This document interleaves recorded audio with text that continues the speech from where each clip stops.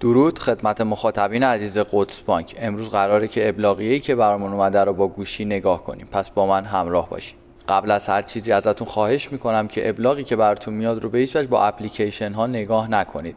به واسطه مشکلاتی که برای مشتریای ما پیش اومده و اطلاعاتشون هک شده، مستقیما از سایت خود عدل ایران فقط ابلاغتون رو نگاه کنید.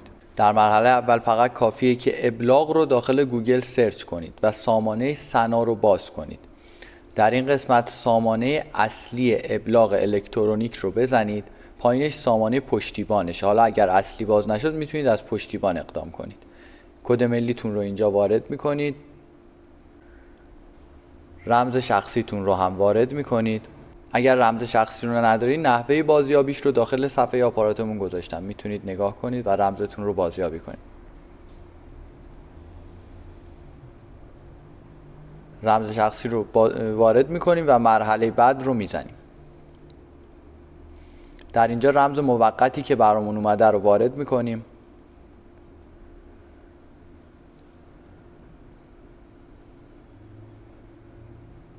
و ورود به سامانه رو میزنیم.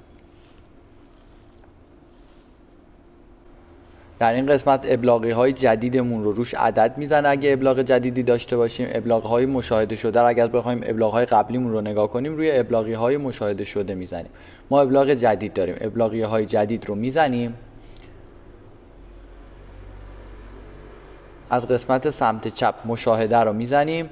ابلاغمون پایین برای ما باز میشه، متنش برای ما میاد و معمولا ابلاغ ها پیوست دارن. ما روی پیوستش کلیک میکنیم و پیوستش رو به ما میده. من برنامه PDF ندارم متاسفانه. ادامه رو میزنیم، PDFش رو به شما میده، مشاهده رو بزنید. ابلاغتون رو بهتون نشون میده و میتونید PDFش رو ذخیره کنید، حالا چاپ بگیرید یا مطالعهش کنید. ممنونم که با من همراه بودیم. برای مشاهده آموزش‌های بیشتر حتما صفحه ما رو در آپارات دنبال کنید.